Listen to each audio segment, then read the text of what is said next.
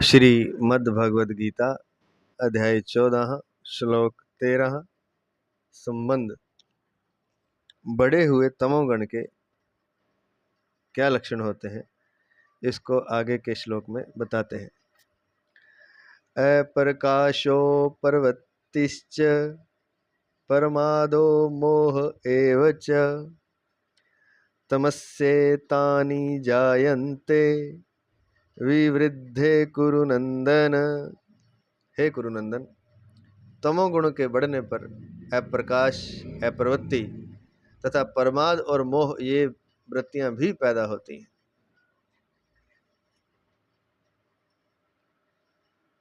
व्याख्या करने जा रहे हैं। प्रातः स्मरणीय, प्रातः वंदनीय, परम आदरणीय, परम पूज्य, परम श्रद्धेय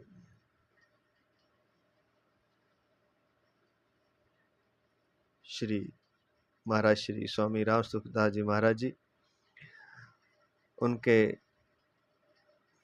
ग्रंथ साधक संजीवनी से महाराज जी के अलौकिक पावन चरणों में अनंत दंडवत नमन करते हुए महाराज जी के आशीर्वाद से व्याख्या शुरू करते हैं। व्याख्या। अप्रकाशः, सत्व गुण की प्रकाश अर्थात स्वच्छता वृत्ति को दबाकर जब तमोगुण बढ़ जाता है तब इंद्रियां और अंतःकरण में स्वच्छता नहीं रहती। इंद्रियां और अंतःकरण में जो समझने की शक्ति है वह तमोगुण के बढ़ने पर लुप्त हो जाती है, अर्थात पहली बात तो याद रहती नहीं और नया विवेक पैदा होता नहीं। इस वृत्ति को यहाँ अप्रकाश कहकर इसका सत्व गुण की वृत्ति प्रकाश के साथ विरोध बताया गया है।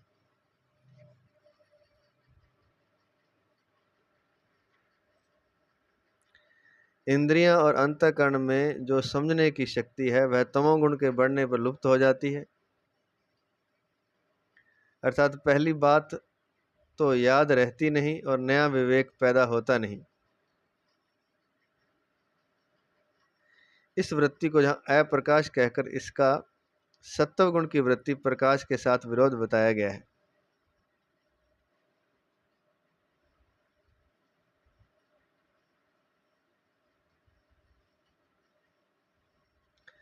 अप्रवृत्ति ही, रजोगुण की वृत्ति प्रवृत्ति को दबाकर जब तमोगुण बढ़ जाता है तब कार्य करने का मन नहीं करता, निरर्थक बैठे रहने अथवा पड़े रहने का मन करता है, आवश्यक कार्य को करने की भी रुचि नहीं होती। यह सब अप्रवृत्ति वृत्ति का काम है। प्रमादः, न करने लायक काम में लग जाना और करने लायक काम को न करना।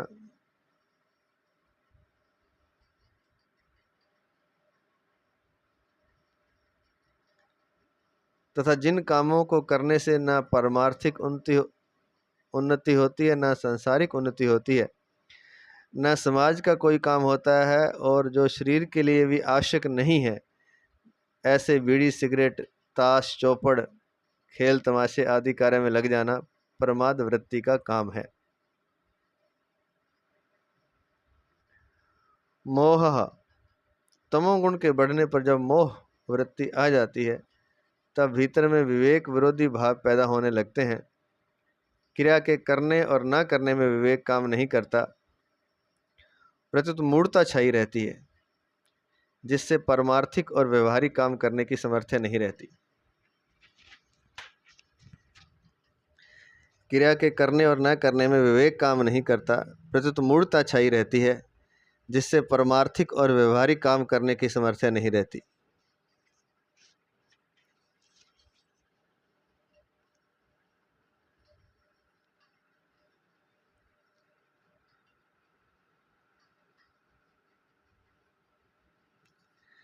तमोगुण के बढ़ने पर जब मोह वृत्ति आ जाती है तब भीतर में विवेक विरोधी भाव पैदा होने लगते हैं।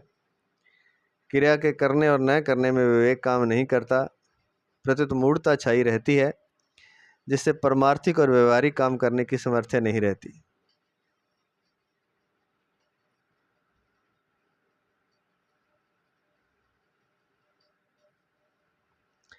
एवच, इन पदों से अधिक निद्रा लेना, अपने जीवन का समय निरर्थक नष्ट करना, धन निरर्थक नष्ट करना आदि जितने भी निरर्थक कार्य हैं उन सब को ले लेना चाहिए। तमस्से तानि जायन्ते विवृद्धे कुरु नंदन, ये सब बड़े हुए तमोगुण के लक्षण हैं। अर्थात जब ये अप्रकाश, अप्रवृत्ति आदि दिखाई दें तब समझना चाहिए कि सत्वगुण और रजोगुण को दबाकर तमोगुण बड़ा है।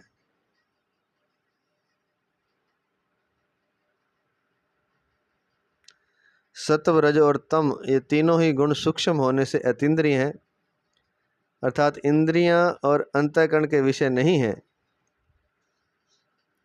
इसलिए ये तीनों गुण साक्षात दिखने में नहीं आते, इनके स्वरूप का साक्षात ज्ञान नहीं होता। इन गुणों का ज्ञान, इनकी पहचान तो वृत्तियों से ही होती है।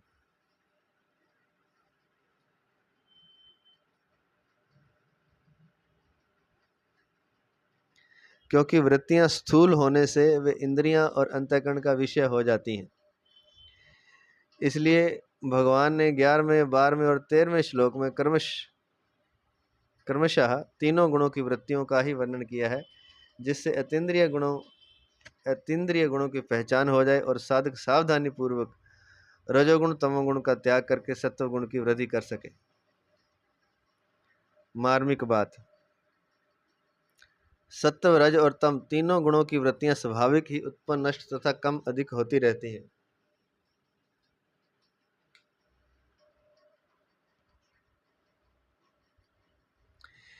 ये सभी परिवर्तनशील हैं।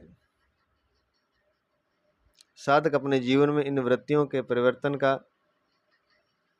अनुभव भी करता है। इससे सिद्ध होता है कि तीनों गुणों की वृत्तियां बदलने वाली हैं और इनके परिवर्तन को जानने वाले पुरुष में कभी कोई परिवर्तन नहीं होता। तीनों गुणों की वृत्तियां दृश्य हैं और पुरुष इनको देखने वाला होने से दृष्टा है।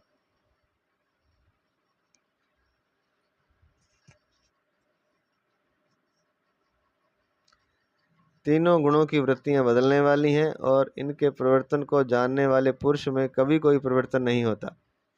तीनों गुणों की वृत्तियां दृश्य हैं और पुरुष इनको देखने वाला होने से दृष्टा है।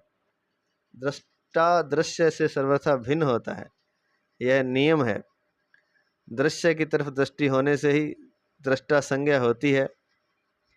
दृश्य पर दृष्टि न रहने पर दृष्टा संज्ञा रहित रहता है। भूल यह होती है कि दृश्य को अपने में आरोपित करके वह मैं कामी हूँ, मैं क्रोधी हूँ आदि मान लेता है। दृश्य की तरफ दृष्टि होने से ही दृष्टा संज्ञा होती है। दृश्य पर दृष्टि न रहने पर दृष्टा संज्ञा रहित रहता है।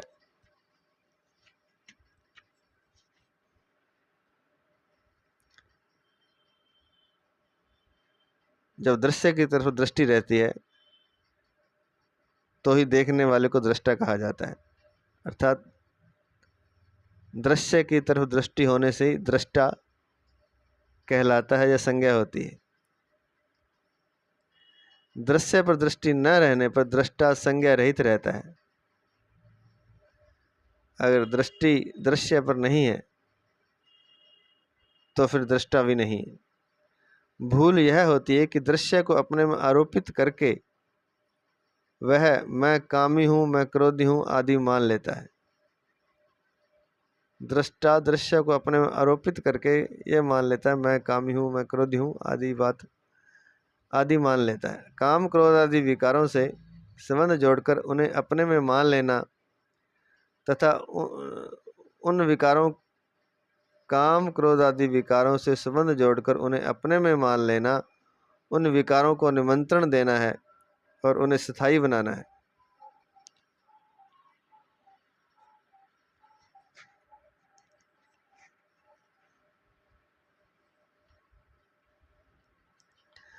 मनुष्य भूल से क्रोध आने के समय क्रोध को उचित समझता है और कहता है कि वह तो सभी को आता है और अन्य समय मेरा क्रोधी स्वभाव है, ऐसा भाव रखता है।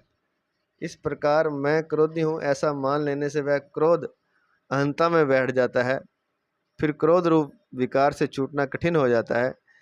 यही कारण है कि साधक प्रयत्न करने पर भी क्रोध आदि विकारों को दूर नहीं कर पाता और उनसे अपनी हार मान लेता है।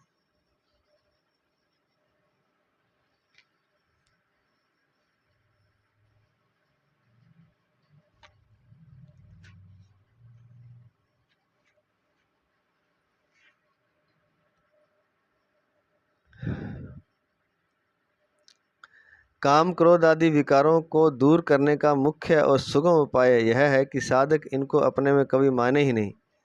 वास्तव में विकार निरंतर नहीं रहते, प्रत्युत विकार रहित अवस्था निरंतर रहती है। कारण कि विकार तो आते और चले जाते हैं, पर स्वयं निरंतर निर्विकार रहता है। क्रोध आदि विकार भी अपने में नहीं प्रत्युत मन बुद्धि में आते हैं, परंतु साधक मन बुद्धि से मिलकर उन विकारों को भूल से अपने में मान लेता है। अगर वह विकारों को अपने में ना माने तो उनसे माना हुआ संबंध मिट जाता है।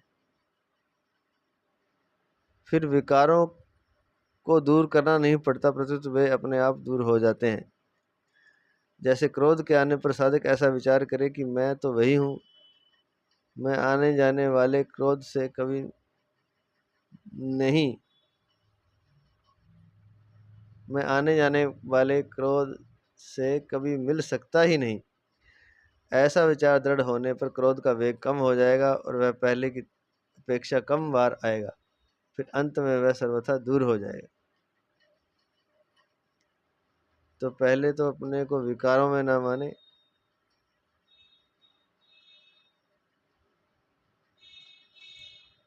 क्रोध के समय साधक विचार करे कि मैं तो वही हूँ, मैं आने जाने वाले क्रोध से कभी मिल नहीं सकता,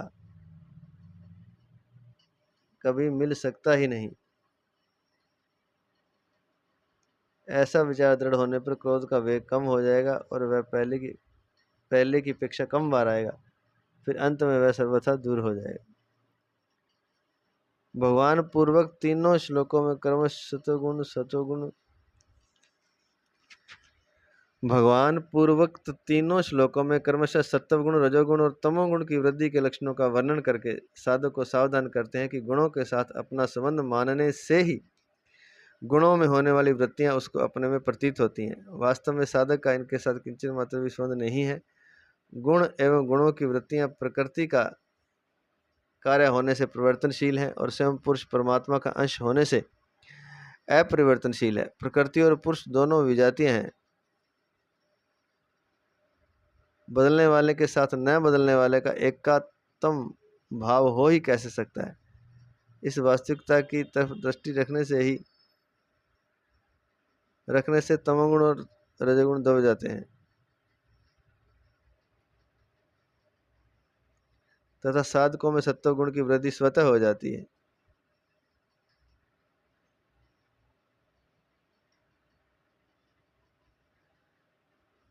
सत्व गुण में भोग बुद्धि होने से अर्थात उससे होने वाले सुख में राग होने से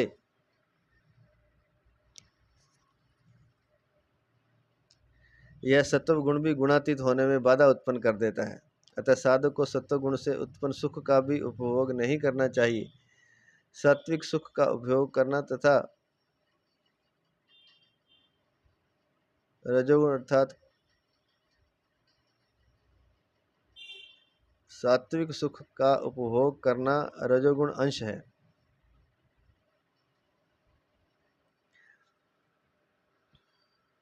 सत्वगुण में भोग बुद्धि होने से अर्थात उससे होने वाले सुख में राग होने से यह सत्वगुण भी गुणातीत होने में बाधा उत्पन्न कर देता है। अतः साधक को सत्वगुण से उत्पन्न सुख का भी उपभोग नहीं करना चाहिए। सात्विक सुख का उपभोग करना रजोगुण अंश है। रजोगुण में राग बढ़ने पर राग में बाधा देने वाले के प्रति क्रोध पैदा होकर सम्मोह हो जाता है और राग के अनुसार पदार्थ मिलने पर लोभ पैदा होकर सम्मोह हो जाता है।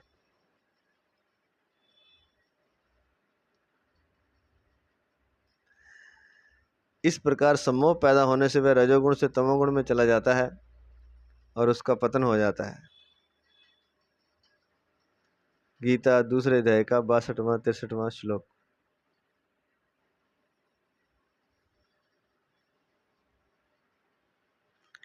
परिशिष्ट भाव। अप्रकाश और अप्रवृत्ति तो सत्वगुण और रजोगुण के विरोधी हैं तथा प्रमाद और मोह तमोगुण के अपने हैं।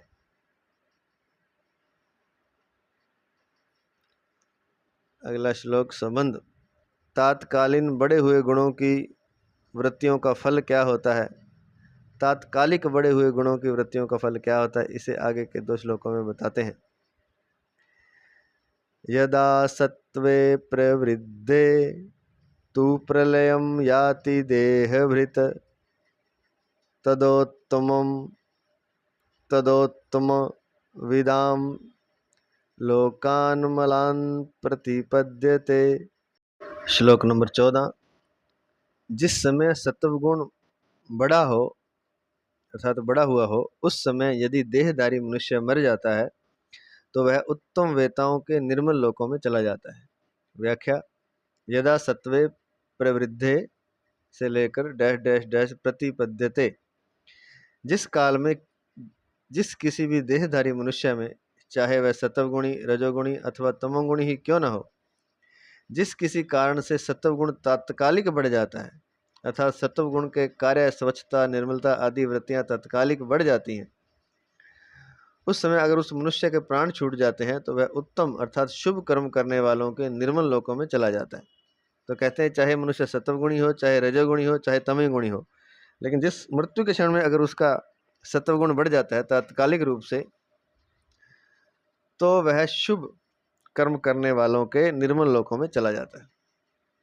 उत्तम विदाम कहने का तात्पर्य है कि जो मनुष्य उत्तम अर्थात शुभ कर्म ही करते हैं, अशुभ कर्म कभी करते ही नहीं, अर्थात उत्तम ही उनके भाव हैं, उत्तम ही उनके कर्म हैं और उत्तम ही उनका ज्ञान है, ऐसे पुण्यात्मा, ऐसे पुण्यकर्मा लोगों का जिन लोकों पर अधिकार हो जाता है, उन्हीं निर्मल लोकों में वह मनुष्य चला जाता है। जिसका शरीर सत्वगुण के बढ़ने पर छूटा है वह उन लोकों में चला जाता है। तात्पर्य है कि उम्र भर शुभ कर्म करने वालों को जिन ऊंचे ऊंचे लोकों की प्राप्ति होती है, उन्हीं लोकों में तात्कालिक बढ़े हुए सत्वगुण की वृत्ति में प्राण छूटने वाला जाता है। सत्वगुण की वृद्धि में शरीर छोड़ने वाले मनुष्य पुण्यात्माओं के प्राप्तव्य ऊंचे लोकों में जाते हैं। इससे सिद्ध होता है कि गुणों से उत्पन्न होने वाली वृत्तियां कर्मों की अपेक्षा कमजोर नहीं है, अतः सात्विक वृत्ति भी पुण्य कर्मों के समान ही श्रेष्ठ है। इस दृष्टि से शास्त्र विहित पुण्य कर्मों में भी भाव का ही महत्व है, पुण्य कर्म विशेष का नहीं।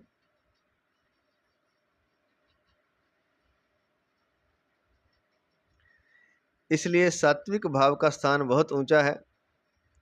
पदार्थ, क्रिया, भाव और उद्देश्य ये चारों क्रमशः एक दूसरे से ऊंचे होते हैं।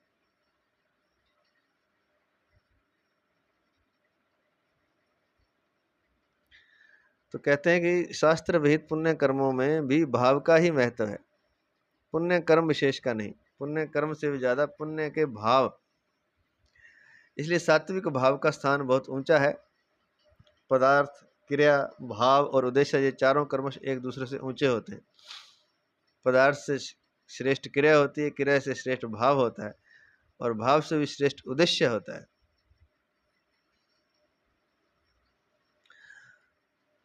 उद्देश्य अगर सही है तो कर्म अगर किसी कारणवश से गलत हो जाए तो उद्देश्य के कारण वो पुण्य ही माना जाता है, और उद्देश्य गलत है और कर्म सही हो गया किसी कारणवश, क्योंकि उद्देश्य आपका गलत करने का था तो आपको पाप ही लगेगा, पुण्य नहीं लगेगा।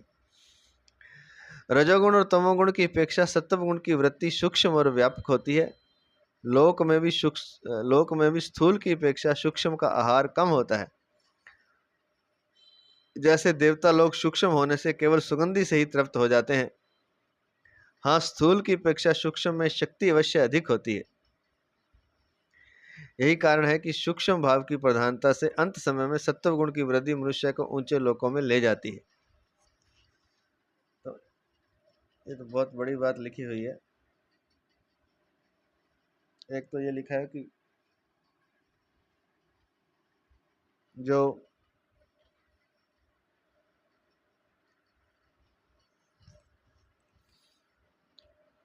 सूक्ष्म होता है वो ज्यादा व्यापक होता है, और लोकों में भी अपने देखते हैं कि स्थूल की अपेक्षा सूक्ष्म का आहार कम होता है।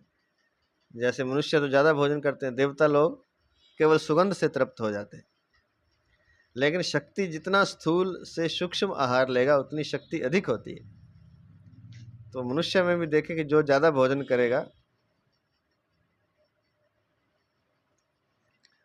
उसमें ऊर्जा कम होगी। यहाँ प्राण ऊर्जा से तात्पर्य शक्ति से। और व्यापक ज़्यादा होगा वो। जो ज़्यादा भोजन करेगा वो व्यापक कम होगा, और ऊर्जा जोर तो हो सकता है ज़्यादा हो, लेकिन जो प्राण शक्ति है, जो ऊर्जा है, वह उसमें कम होती है जो स्थूल भोजन करता है ज़्यादा, और व्यापक भी कम होता है। जितना स्थूल से सूक्ष्म की ओर आ जाते हैं, जैसे कोई कम अन्न का प्रयोग करता है, या केवल गाय के दूध का, या केवल छाछ आदि का, या केवल फलों के रस का ही सेवन करता है, तो उसकी शक्ति जो है, उसकी प्राण शक्ति बढ़ जाती है, और उसमें व्यापकता, प्राण शक्ति की व्यापकता भी ज़्यादा होती है। जैसे कि देवताओं में भी सुगंध से तृप्त होने की शक्ति है, और उनमें स्थूल की अपेक्षा सूक्ष्म में शक्ति अवश्य अधिक होती है। यही कारण है कि सूक्ष्म भाव की प्रधानता से अंत समय में सत्वगुण की वृद्धि मनुष्य को ऊंचे लोकों में ले जाती है। तो सूक्ष्म भाव की प्रधानता के कारण सत्वगुण अगर बढ़ जाता है अंत समय में, सूक्ष्म भाव की प्रधानता से अंत समय में सत्वगुण की वृद्धि मनुष्य को ऊंचे लोकों में ले जाती है। अम्लान कहने का तात्पर्य है कि सत्वगुण का स्वरूप निर्मल है, अतः सत्वगुण के बढ़ने पर जो मरता है उसको निर्मल लोकों की ही प्राप्ति होती है। यहाँ यह शंका होती है कि उम्र भर शुभ कर्म करने वालों को जिन लोकों की प्राप्ति होती है, उन लोकों में सत्वगुण की वृत्ति बढ़ने पर मरने वाला कैसे चला जाएगा। भगवान की यह एक विशेष छूट है कि अंत काल में मनुष्य की जैसी मति होती है, वैसी ही उसकी गति होती है। गीता 8वें अध्याय का 6वां श्लोक। अतः सत्वगुण की वृत्ति के बढ़ने पर शरीर छोड़ने वाला मनुष्य उत्तम लोकों में चला जाए, इसमें शंका की कोई बात ही नहीं है। अतः सत्वगुण की वृत्ति के बढ़ने पर शरीर छोड़ने वाला मनुष्य उत्तम लोकों में चला जाए, इसमें शंका की कोई बात ही नहीं है, क्योंकि भगवान की तरफ से एक विशेष छूट है कि अंत काल में जैसी मति होती है वैसी उसकी गति होती है। अंत काल में सात्विक भाव आ गए, अगर चाहे वो तमोगुणी भी है चाहे रजोगुणी है, लेकिन अगर सात्विक भाव आ गए तो वह ऊंचे लोकों में चला जाएगा। अंत समय में भगवान का नाम आ गया तो वह मुक्त हो जाएगा।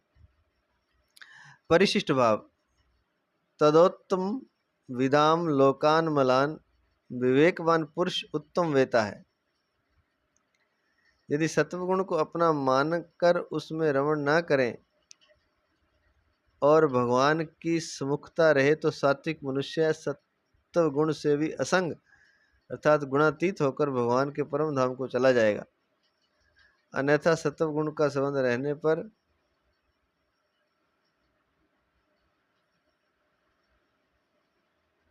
वह ब्रह्म लोक तक के ऊंचे लोकों को चला जाएगा।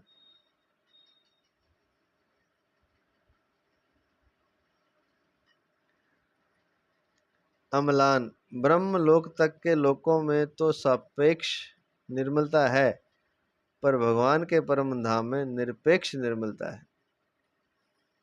तो ब्रह्म लोक तक के जो लोग हैं,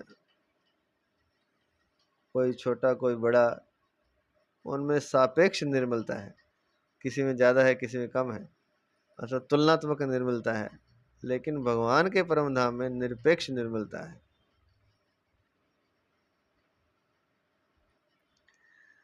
अगला श्लोक, श्लोक नंबर 15।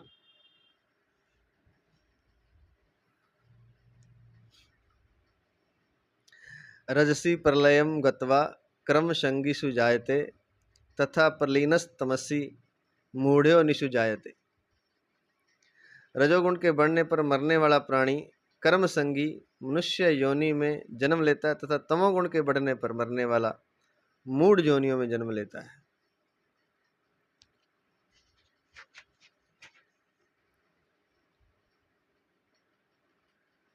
रजोगुण के बढ़ने पर मरने वाला प्राणी कर्म संगी मनुष्य योनि में जन्म लेता है, तथा तमोगुण के बढ़ने पर मरने वाला मूढ़ योनियों में जन्म लेता है।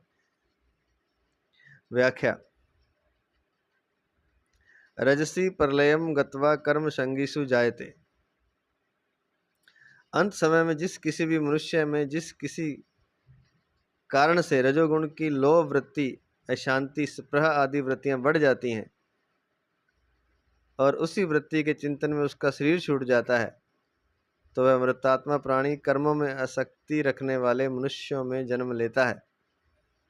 जिसने उम्र भर अच्छे काम आचरण किए हैं, जिसके अच्छे भाव रहे हैं, पर यदि अंत काल में रजोगुण के बढ़ने पर मर जाता है, तो मरने के बाद मनुष्य योनि में जन्म लेने पर भी उसके आचरण भाव अच्छे ही रहेंगे, वह शुभ कर्म करने वाला ही होगा।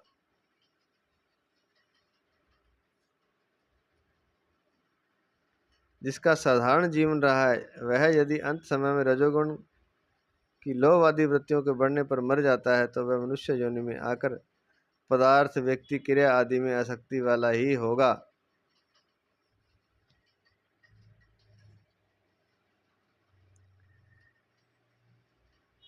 जिसके जीवन में काम, क्रोध आदि की ही मुख्यता रही है, वह यदि रजोगुण के बढ़ने पर मरता है, तो वह मनुष्य योनि में जन्म लेने पर भी विशेष रूप से आसुरी संपत्ति वाला ही होगा। तात्पर्य यह हुआ कि मनुष्य लोक में जन्म लेने पर भी गुणों के तारतम्य से मनुष्यों के 3 प्रकार हो जाते हैं, अर्थात 3 प्रकार के स्वभाव वाले मनुष्य हो जाते हैं। परंतु इसमें एक विशेष ध्यान देने की बात है कि रजोगुण की वृद्धि पर मरकर मनुष्य बनने वाले प्राणी कैसे ही आचरणों वाले क्यों न हो, उन सब में भगवत प्रदत्त विवेक रहता ही है।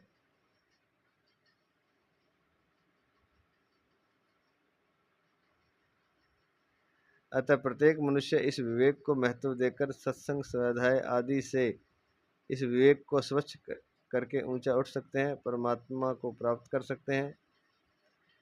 इस भगवत प्रदत्त विवेक के कारण सब के सब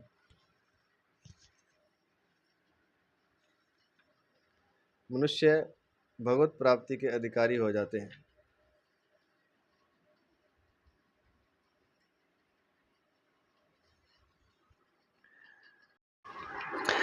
तथा प्रलीनस्तमसि मूढ़ो निषु जायते। अंत काल में जिस किसी भी मनुष्य में जिस किसी कारण से तात्कालिक तमोगुण बढ़ जाता है, अर्थात तमोगुण की प्रमाद, मोह, अप्रकाश आदि वृत्तियां बढ़ जाती हैं और उन वृत्तियों का चिंतन करते हुए ही वह मरता है, तो वह मनुष्य पशु, पक्षी, कीट, पतंग, वृक्ष, लता आदि मूढ़ योनियों में जन्म लेता है।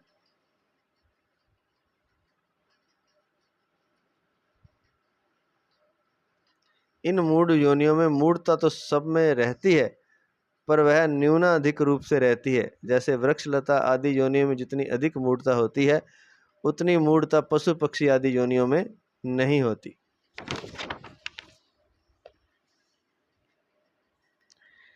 अच्छे काम करने वाला मनुष्य यदि अंत समय में तमोगुण की तात्कालिक वृत्ति के बढ़ने पर मरकर मूढ़ योनियों में भी चला जाए, तो वहां भी उसके गुण आचरण अच्छे ही होंगे, उसका स्वभाव अच्छे काम करने का ही होगा।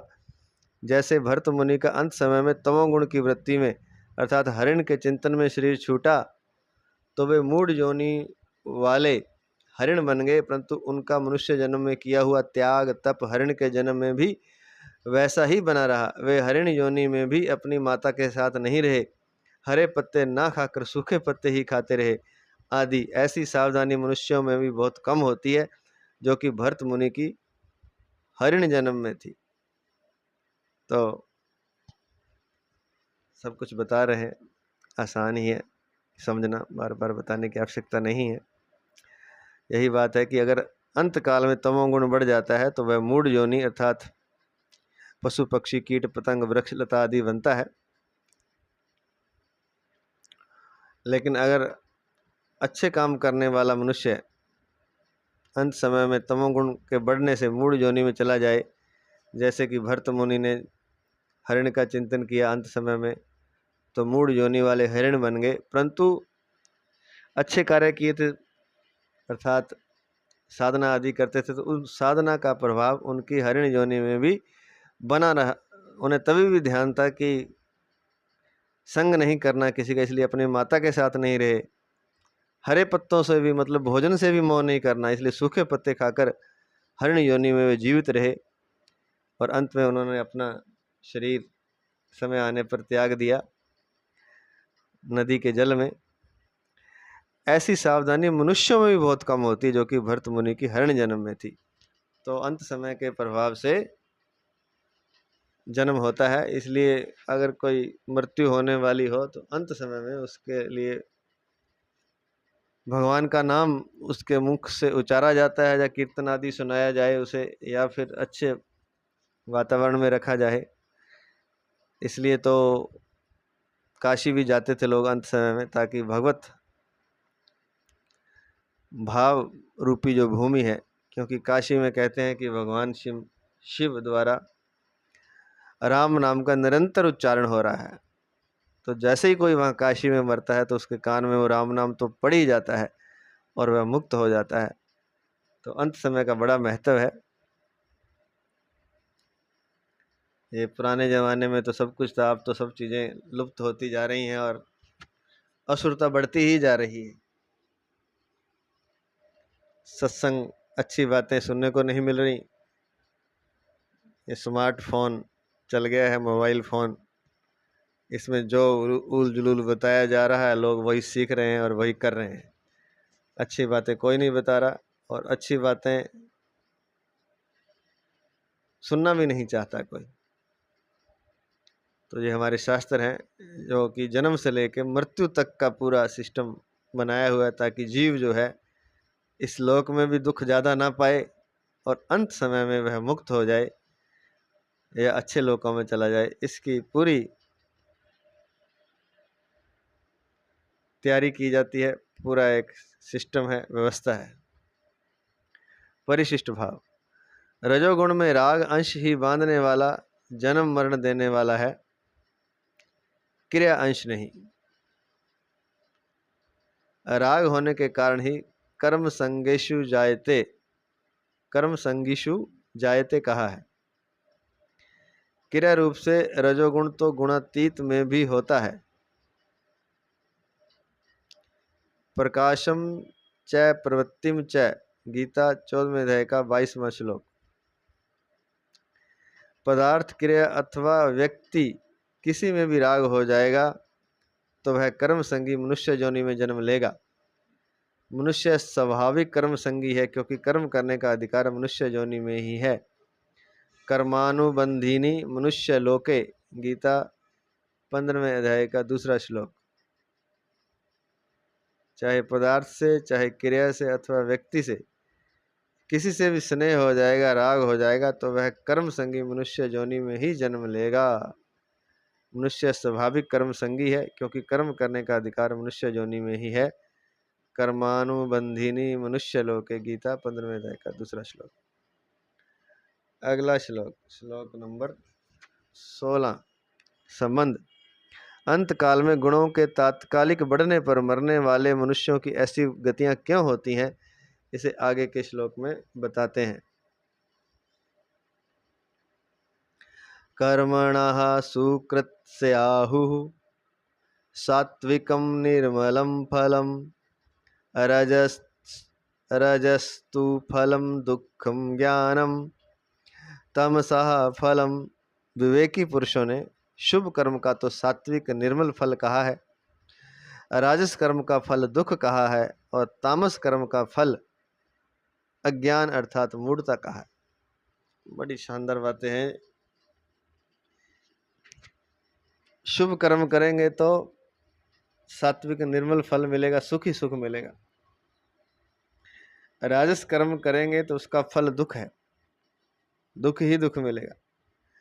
और तामस कर्म करेंगे तो अज्ञान मूढ़ता, वो तो भयंकर दुख में है, पता ही नहीं, उसे बेहोशी में जी रहा है। तामस कर्म का फल अज्ञान अर्थात मूढ़ता कहा है। व्याख्या, वास्तव में कर्म ना सात्विक होते हैं, ना राजस होते हैं, ना और ना तामस ही होते हैं। सभी कर्म क्रिया मात्र ही होते हैं। वास्तव में उन कर्मों को करने वाला कर्ता ही सात्विक, राजस और तामस होता है।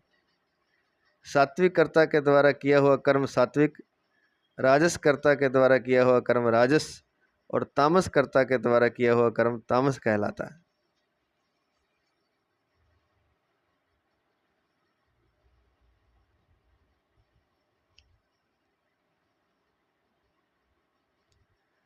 कर्मणः सुकृत स्याहु सात्विकम निर्मलम फलम। सत्व गुण का स्वरूप निर्मल, स्वच्छ, निर्विकार है। अतः सत्व गुण वाला कर्ता जो कर्म करेगा वह कर्म सात्विक ही होगा, क्योंकि कर्म कर्ता का ही रूप होता है। इस सात्विक कर्म के फल रूप में जो परिस्थिति बनेगी वह भी वैसी ही शुद्ध, निर्मल, सुखदायी होगी। फल इच्छा रहित होकर कर्म करने पर भी जब तक सत्व गुण के साथ कर्ता का संबंध रहता है तब तक उसकी सात्विक कर्ता संज्ञा होती है और तभी तक उसके कर्मों का फल बनता है। परंतु जब गुणों से सर्वथा संबंध विच्छेद हो जाता है तब उसकी सात्विक कर्ता संज्ञा नहीं होती और उसके द्वारा किए हुए कर्मों का फल भी नहीं बनता, प्रत्युत उसके द्वारा किए हुए कर्म अकर्म हो जाते हैं। कब?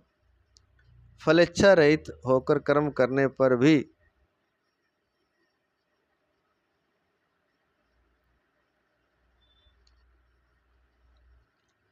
फलेच्छा रहित होकर कर्म करने पर उसके द्वारा किए हुए कर्म अकर्म हो जाते हैं। रजस्तु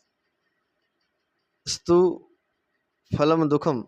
रजोगुण का स्वरूप रागात्मक है, अतः राग वाले कर्ता के द्वारा जो कर्म होगा वह कर्म भी राजस ही होगा और उस राजस कर्म का फल भोग होगा। तात्पर्य है कि उस राजस कर्म से पदार्थों का भोग होगा, शरीर में सुख आराम आदि का भोग होगा, संसार में आदर सत्कार आदि का भोग होगा और मरने के बाद स्वर्ग आदि लोकों के भोगों की प्राप्ति होगी। परंतु ये जितने भी संबंध जन्य भोग हैं वे सब के सब दुखों के ही कारण हैं। रजोगुण का स्वरूप रागात्मक है, अतः राग वाले कर्ता के द्वारा जो कर्म होगा वह कर्म भी राजस ही होगा और उस राजस कर्म का फल भोग होगा। तात्पर्य है कि उस राजस कर्म से पदार्थों का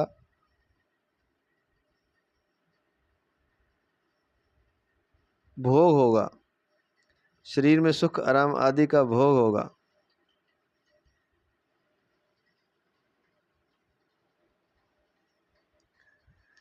संसार में आदर सत्कार आदि का भोग होगा और मरने के बाद स्वर्ग आदि लोकों के भोगों की प्राप्ति होगी। परंतु ये जितने भी संबंध जन्य भोग हैं वे सब के सब दुखों के ही कारण हैं।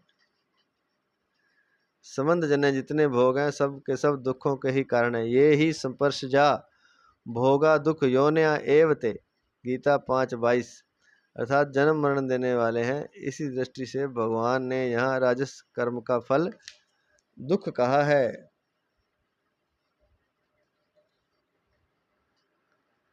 राजस रजोगुण स्वभाव वाला जो भी कर्म करेगा राजस कर्म होगा और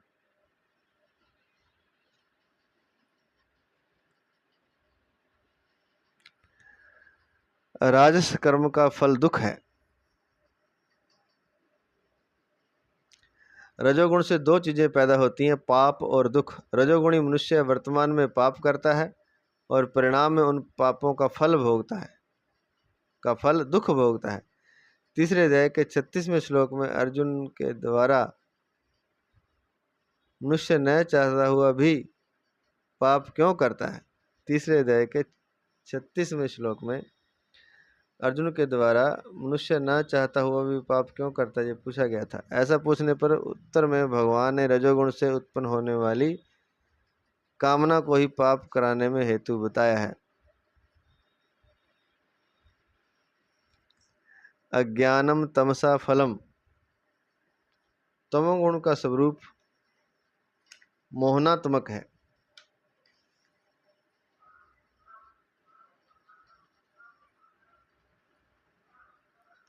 अतः मोह वाला तामस कर्ता परिणाम, हिंसा, हानि और सामर्थ्य को न देखकर मूढ़तापूर्वक जो कुछ कर्म करेगा वह कर्म तामस ही होगा और उस तामस कर्म का फल अज्ञान अर्थात अज्ञान बहुल योनियों की प्राप्ति होगी, योनियों की प्राप्ति ही होगी। उस कर्म के अनुसार पशु पक्षी कीट पतंग वृक्ष लता पहाड़ आदि मूढ़ योनियों में जन्म होगा, जिनमें अज्ञान अर्थात मूढ़ता की मुख्यता रहती है।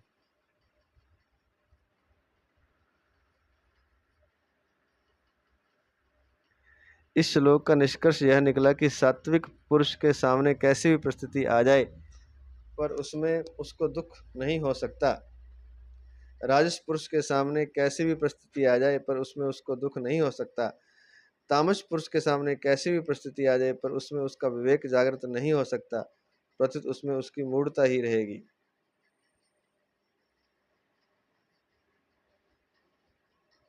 दोबारा से सुन लें। सात्विक पुरुष के सामने कैसी ही परिस्थिति आ जाए पर उसमें उसको दुख नहीं हो सकता, राजस पुरुष के सामने कैसी ही परिस्थिति आ जाए पर उसमें उसको सुख नहीं हो सकता, तामस पुरुष के सामने कैसी ही परिस्थिति आ जाए पर उसमें उसका विवेक जागृत नहीं हो सकता, प्रत्युत उसमें उसकी मूढ़ता ही रहेगी। गुण अर्थात भाव और परिस्थिति तो कर्मों के अनुसार ही बनती है। जब तक गुण अर्थात भाव और कर्मों के साथ संबंध रहता है तब तक मनुष्य किसी भी परिस्थिति में सुखी नहीं हो सकता।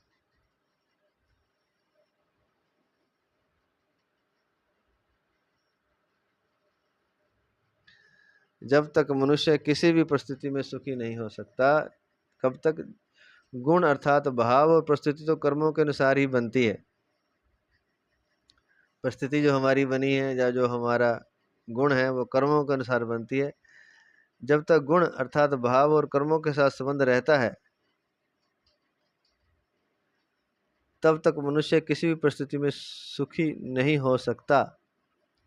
जब गुण और कर्मों के साथ संबंध नहीं रहता वह मनुष्य किसी भी परिस्थिति में कभी दुखी नहीं हो सकता और बंधन में नहीं पड़ सकता।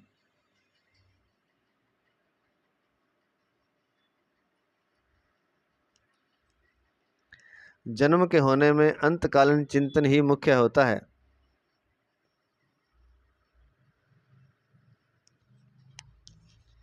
दोबारा से सुन लें। जब गुण और कर्मों के साथ संबंध नहीं रहता तब मनुष्य किसी भी परिस्थिति में कभी दुखी नहीं हो सकता।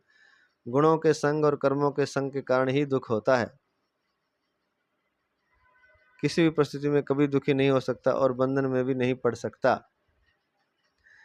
जन्म के होने में अंतकालीन चिंतन ही मुख्य होता है और अंतकालीन चिंतन के मूल में गुणों का बढ़ना होता है। जन्म के होने में अंतकालीन चिंतन, जो अंत समय में चिंतन होगा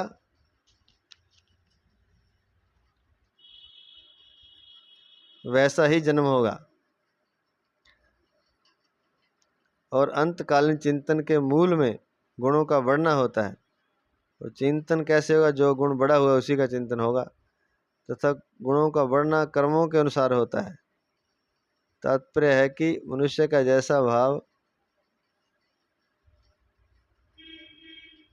गुण होगा वैसा वह कर्म करेगा और जैसा कर्म करेगा वैसा भाव दृढ़ होगा तथा उस भाव के अनुसार अंतिम चिंतन होगा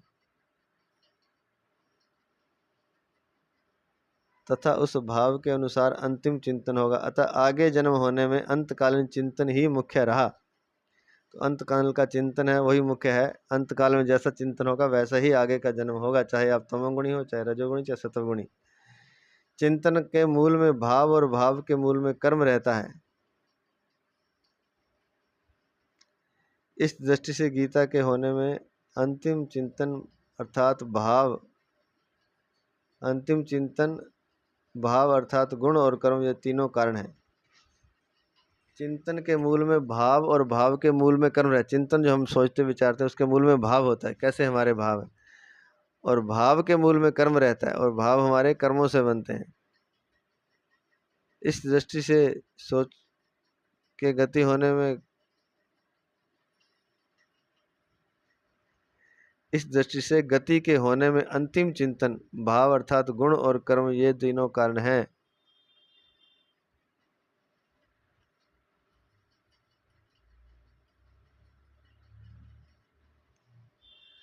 परिशिष्ट भाव।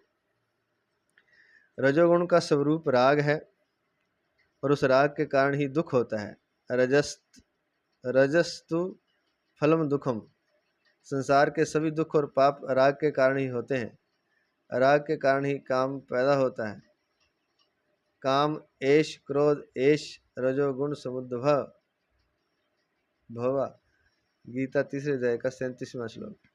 अज्ञानम तमसा फलम। तमोगुण ज्ञान प्रकाश विवेक नहीं होने देता। अज्ञानम तमसा फलम। तमोगुण जो है ज्ञान प्रकाश विवेक नहीं होने देता, क्योंकि तमोगुण अज्ञान को उत्पन्न करने वाला और अज्ञान से ही उत्पन्न होने वाला होता है। इसी अध्याय का 8वां और 17वां श्लोक। आज इतना ही। जय श्री कृष्ण, जय श्री कृष्ण, जय श्री कृष्ण।